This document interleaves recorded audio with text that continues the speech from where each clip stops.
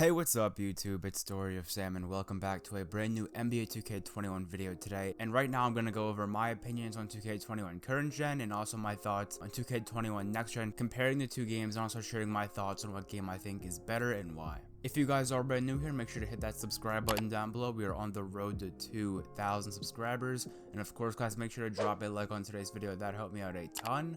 Without further ado, let's get straight into it. So of course, NBA 2K21 current gen and next gen have some very big differences. But when I went back and played 2K21 current gen for the first time in a long time, the number one thing that I noticed was the speed of the gameplay. Just overall gameplay speed, how fast you shoot the ball, how fast you can move on defense. Literally everything about the actual gameplay, the speed is much faster. Just because in 2K21 current gen you have the speed glitch, obviously one of the best dribble moves in the entire game, the speed glitch for current gen. Probably the most overpowered move in 2K21 between both games.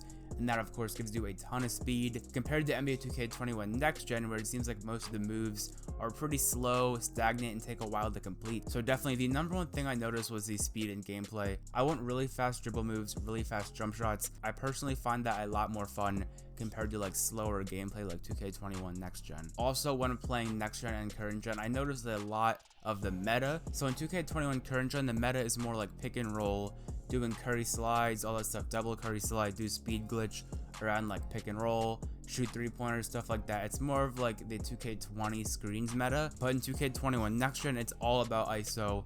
Every single play is in ISO in 2K21 next gen, just because of the way the builds are made. All the builds are made to ISO. Every build can shoot in 2K21 next gen, so if every build can shoot, it obviously allows for way more spacing, and ISO takes place a lot more in 2K21 next gen. Of course, I'm a fan of both ISO and screens. I think both have their pros and cons, but I would say I think that ISO is a little bit better just because it takes a little bit more skill. But the thing is, in 2K21 next gen, the ISO in the game isn't that fun.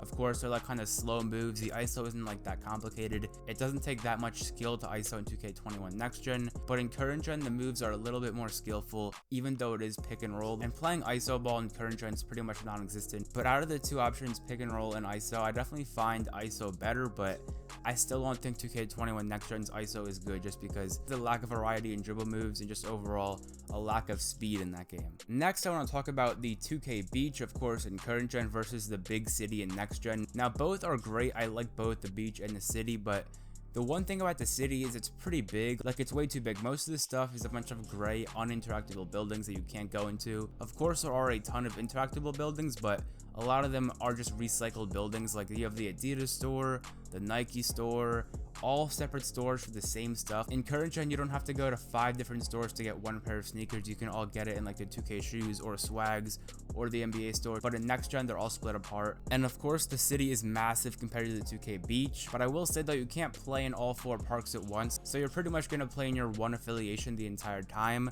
and obviously you get way more rep for playing in your own affiliation, so the game kind of decentivizes players from playing in other affiliations, which I definitely don't like, because if there's 4 affiliations, you should definitely be able to play in those without facing a penalty. And for the 2K beach in current gen, I definitely like the whole park layout a ton, but my one nitpick is the 2s courts are way off to the left, like they aren't even in view, so you have to like scroll to the left to find the 2s courts. But overall, I still think the 2K beach looks great, and I like it a tiny bit more than the city, just because it's way more compact, it's smaller. You can get way more games on current gen just because a large player count's actually combined into one park. There's never been an NBA 2K game that had a lot of skill gap, but I would say current gen has more skill gap because of the contact dunks and basically no defense played in 2K21 next gen. The defensive sliders in that game are just terrible. I just do not like how defense works in next gen. I think it's terrible. It's contact dunks every play, ankle breakers. It's way too easy to shoot in that game. Current gen though, there isn't a big skill gap, as I said, because shooting is pretty difficult in current gen compared to next gen. Shooting takes more skill. I also think that dribbling takes a little bit more skill as well. Of course, the speed glitch is very overpowered, but I would say there are definitely more moves in current gen to do than in next gen. And current gen will always have a more comp scene just because the stages in that game, all like the big 2K streamers that want to play stage, there is no stage 24/7 in next gen. That is only in current gen. So if these people want to play like competitive games, they all play on current gen because of the stage, and I think that was a big mistake on next gen's part, just because the stage is such a big part of the game. I don't know why they would want to take it out of next gen full time. Like, people would play in the stage the entire day, like playing wagers, competitive games. As I said, like that was where other really good players would go, so I don't really know why they would take that out.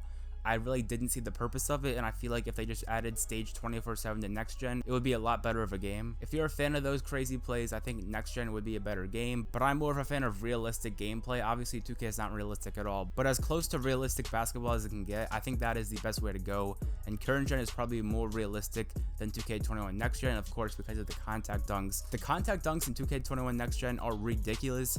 If you guys have played that game, you know what I'm talking about, but it is insane just how many contact dunks actually go in. A lot more defense in current gen. There's a lot more defense. You can definitely clamp people up a lot better. So of course you have the conflicting styles. The more crazy, energetic gameplay probably is on next gen, but the more realistic gameplay that takes a little bit more skill is probably on 2K21 current gen. But of course, make sure to drop a comment down below if you have played both current gen and next gen. Which game do you prefer? And comment down below why. I will definitely reply to every single one of you guys down below. And last but certainly not least, probably the biggest difference between current gen and next gen, and that is the build system. The build system is super different. It's not even comparable basically at all. So in current gen, of course, we have the classic pie chart system, the same system we had in 2K20.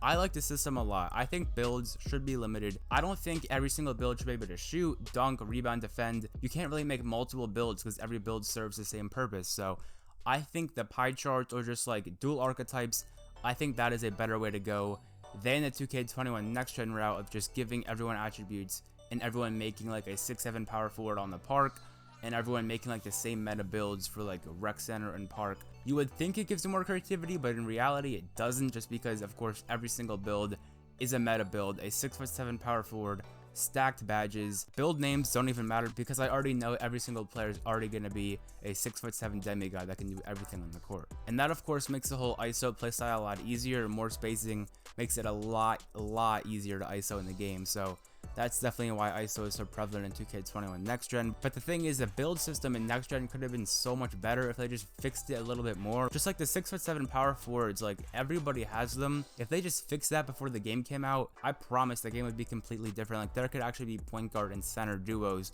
on the 2v2 court. Every single 2s and 3s game on the park is just 2 or 3 6'7" power forwards, which I definitely don't like. Now in 2K21 current gen, there definitely isn't much variety either. It's mostly play shots and paint piece, just like guard and center, outside guard and inside center. The meta on current gen 3s is mostly a play shot, a lockdown, and then a paint piece, but you could get like a stretch big. You could get like a lockdown on 2s, you never know. There are more build combinations on current gen, which I do like a little bit more. And of course, I'm a big fan of the pie chart system. I thought the 2K20 system was great, and the current gen pie chart system is pretty similar to 2K20 with some minor tweaks, but I still am a big fan of the pie charts. And I'm not so fond of the 2K21 next gen builder, just mainly because of the overpowered build meta. The 6'7" kind of ruined it for me. So those are most of the things I noticed when returning to 2K21 current gen. I do prefer current gen. It's not a huge margin, but I would say I prefer current gen a good amount more, just because I think it has more skill gap and there is more potential to be like really good at the game. On next gen, I feel like you can't really get that good because everyone's kind of like at the same playing field with their 6'7" builds. So you guys might see some more current gen content. I'm not too sure. I might still post next gen content, but definitely do not be surprised if you see some current gen content. And of course, guys, make sure to comment down below which game do you prefer, 2K21 next gen or current gen. Anyways, guys, I hope you enjoyed today's video on 2K21 next gen versus 2K21 current gen, my thoughts on it and why I think current gen is superior to next gen. If you guys did enjoy, make sure to hit that subscribe button down below. We are on the road to 2,000 subscribers. And of course, guys, make sure to drop a like on today's video. That helped me out a ton. And if you guys do want to watch more of my NBA or NBA 2K21 videos, I'm going to leave an end screen right when this video finishes to 2 of my previous uploads that I think you guys would really enjoy. So have a great rest of your day, guys. It's been Story of Sam, and I'm out. Peace.